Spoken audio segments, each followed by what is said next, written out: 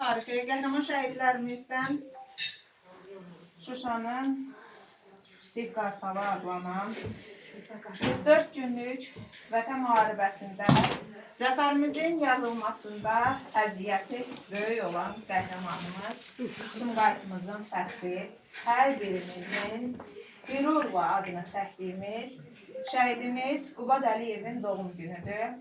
Bugünlə əlaqədar olaraq şəhidimizin ailəsinin ziyarətindəyik. Hal-hazırda Sumqayıt şəhər 33 nömrəli məktəbin şəhidimiz Qubadın adını daşıyan 4C sinifi. Bəli, 4C. Şəhidimizin evinin ziyarətindədir. Sizin bütün müəllimlərinizə, məktəbimizin başda direktoru olmaqla valideynlərimizə, bu balaca körpələrimizə təşəkkür edirəm ki, şəhidlərimizi unutmursunuz.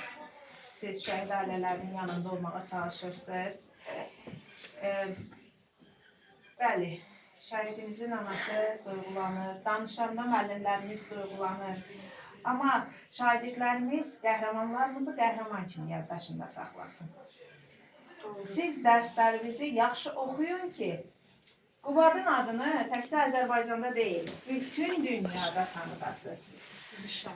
Qazandığınız zəfərlərlə deyəndə ki, o uğurlarımızın medalları ki, üst-üstə yaxınızdan asılacaq ha. Siz hansı ölkədən gəlmişsiniz?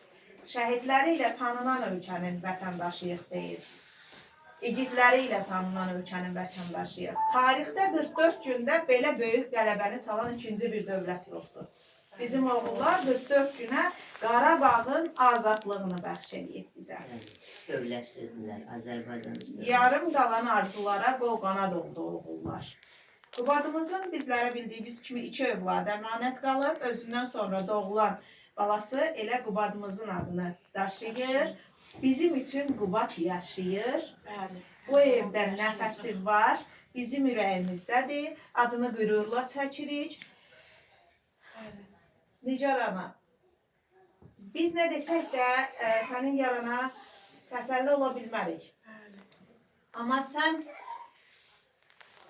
möhkəm olmalısan ki, bax bugün bu qapını mən hər zaman deyirəm ki, şəhid ailəsinin qapısı onların orada var deyə açılır. Siz bugün burada olmasaydınız, biz ürəklə bu qapını aça bilməzdik. Ona görə də özünüzə yaxşı baxın ki, sağlam həyat yaşayasınız və övladınızın adını yaşadasınız.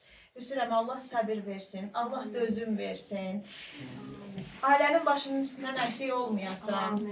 İllərdir, artıq müharibədən 6 il keçib. Bizim həqiqətən də öz doğmalarımızın yerinə qoyduğumuz şəhid ailələrindən biridir Əliyevlər ailəsi.